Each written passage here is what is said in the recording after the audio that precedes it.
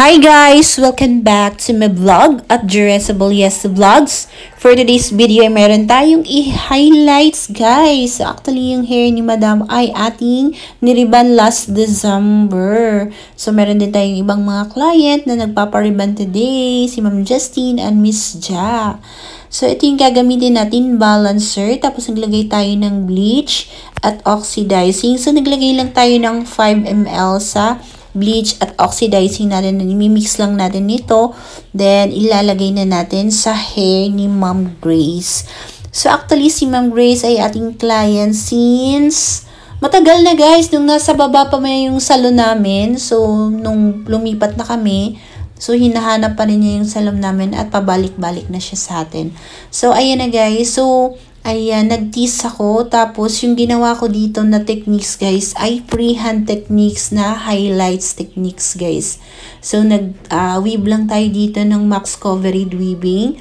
Then, nagkuha tayo ng paddle. Then, ayan, nilagay natin ito sa... Hindi ako gumamit dito ng falls, guys. Kasi, i-reach ko lang siya ang level 6. Kasi, yung gagawin ko ay may pagka-chocolate mocha brown effect. Yung kanyang highlights. So, actually guys, ayaw niya rin naman na sobrang as in pinaka-lighten. Yung mahayag kaayo na color. Yung matingkad na color, ayaw naman niya ng ganun. So, yung ginawa ko, nag-low lights ako dito.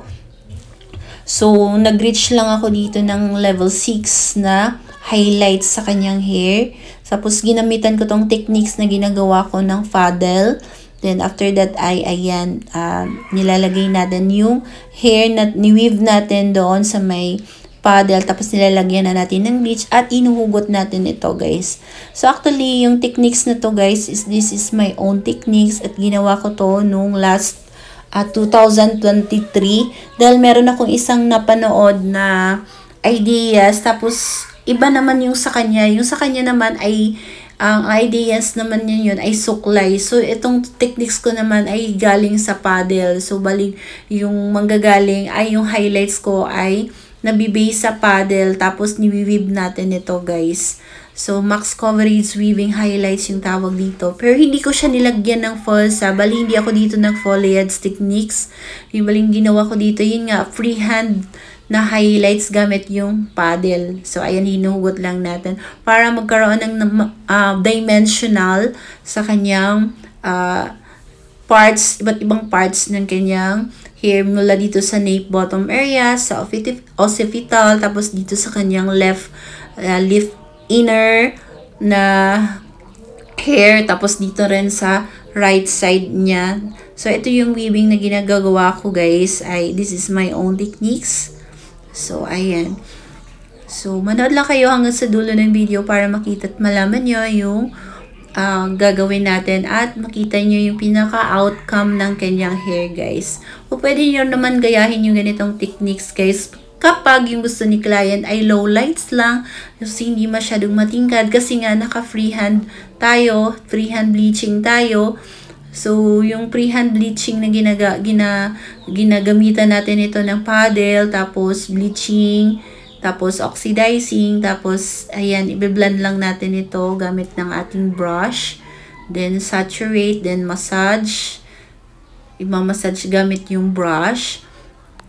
Then, ayan, ilalagay lang natin. Then, ihuhugot natin ito, guys. Hihilain lang natin yung paddle. Tapos, kuha na naman tayo ng another section. Tapos, i-weave naman natin, guys. So, yung process na to, guys, ay kailangan talaga ng bleaching. So, mag-mix lang kayo ng bleaching. Tapos, oxidizing din. Maglalagay kayo ng bond protector na balancer. Or kahit anong bond protector. Kung wala kayong balancer, pwedeng ibang bond protector yung gagamitin nyo para maiwasan na masira. Diba kasi yung hair ni Madam ay rebonded po yan. So, kailangan may band protector kayong gagamitin. So, dito na tayo sa right side. So, bali hindi lahat natin lalagyan ng highlights. So, yung mga minimal lang, konti-konti lang, guys. Kasi nga, ang ginawa ko kasi, guys, hindi ko siya talaga highlights or ginawa ng mga dimensional na full dimensional. Kasi nga, yung buhok niya ay rebonded. So, yung ginawa ko, konti lang yung nilagay natin para maiwasan natin na masira yung hair ni Madam. At hindi tayo pwede mag-level 9 to 8 dito dahil yung gusto nga niya ay low lights lang, yung hindi masyadong matinggad. Kasi pag ile-level 8 to 9 ko siya or 10, so yung highlight siya ay matitinggad at makikita na natin talaga. So, yung level 9 kasi is yung pinaka-highest level ng contrast, o yung tingkad na talaga ng bleach. So, level 6 lang yung ginawa natin dito. So, yung level 6 ay hindi ganong as in matingkad. Bagay na bagay lang siya sa mga warm tone na kulay, guys. So, ito yung ginawa natin. So, kailangan nyo talaga, guys, pag nag-bleaching kayo, kailangan may mga time kasi yan eh. So, kung gusto niya na as in sobrang matingkad, so time kayo ng more than 45 minutes. Pero dapat every 5 to 10 minutes check nyo. Pero kung gusto niyo naman niya sobra na talagang matingkad, so kailangan nyo na talagang gumamit ng foils para makulob yung bleaching sa loob ng foils at mabilis siya maluto. So, kaya nga yung purpose na lalagyan natin ng foils pag nag-bleach tayo para makulob at makulong natin yung bleach sa loob ng foils para mabilis ma-lift at para mabilis tumingkad yung bini-bleach natin. So, sana naintindihan nyo, no? So, sinishare ko lang yung mga techniques ko, ideas ko, pero disclaimer lang ha, hindi siya pwedeng gumawa yung mga hindi professional sa pagbubuhok. So, kailangan na kapag undergo kayo ng training, nakapag-seminar kayo, yung mga gagawa nito, at pawang mga professional lang yung gumagawa nito, guys. So, ayan yan. Nakikita nyo yung chunky dimensional highlights na yun yung magiging effect niya mamaya. So, manood kayo sa video hanggang dulo para makita yung pinaka-outcome. So, ayan na guys. Naglagay tayo ng Wars pH Balancer sa ating minix na kulay. So, bali 10 ml. So, ang purpose na paglalagay ng balancer sa kulay ay para maging smooth, shiny, at syempre protection na rin para hindi masira yung hair ni Madam. So, nag-level 6 na nga yung highlights ni Madam. Nakita nyo kanina pinakita ko. Then, imimix lang natin ito, guys. So, nag-mix lang ako dyan ng 7.17, 5.0, tapos 9.1. Bali, 3:1 ratio yung ginawa ko dito, guys. So, 5.0, 9.0, tapos 7.17. Then, inuna ko muna yung pag-apply ng routing parts para may konting shadow routings naman siya at hindi masyadong makita yung mga demarcation niya, guys, sa pag-bleach natin. So, ayan. So, binabad lang natin ito ng 30 minutes ng ating routings. Then, after that ay binaba na natin ito. After 45 minutes, binaba na natin yung kulay. So, habang ako ay naglalagay, nagugutom na yata yung client ko. Kawawa naman, kumakain na si Ma'am Grace. Ma'am Grace, shout out sa iyo, Ma'am Grace. Thank you for trusting Jeresa Salons ever since nasa pabaka pa kami. So, nandyan ka pa rin dito. Kahit nasa malayo si Ma'am Grace, kahit nasa Cadiz pa siya, umuuwi dahil nandun yung bahay nila. As in, nagkakaroon siya ng time para pumunta lang dito at magpaayos ng kanyang buhok. Nakakataba po yun ng puso, guys, na yung mga client nyo na binabalik-balikan kayo dahil nga maganda yung service nyo, maganda yung pagkagawa nyo. Kahit malayo ka pa, kahit may pricey, pupuntahan at magta-trust talaga sa inyo, guys. So, yun nga sabi ko sa mga beginners, sa mga freelancers at nag-home service, sa mga salon owners, gawin po natin yung best natin, guys, para masatisfy natin yung client, para balik-balikan tayo. So, yun nga yung ginagawa namin, guys. Ginagawa namin yung pinaka-the best namin na serbisyo para lang mapasaya yung mga clients natin, guys.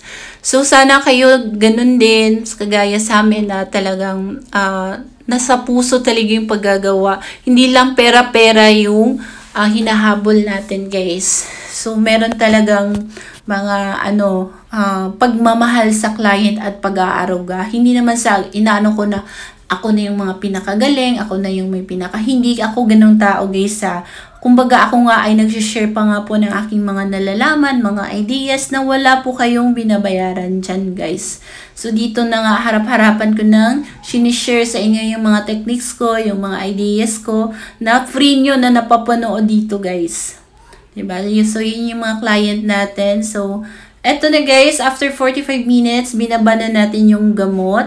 So, yung ginamit natin dito na oxidizing ay 6% lang guys ha.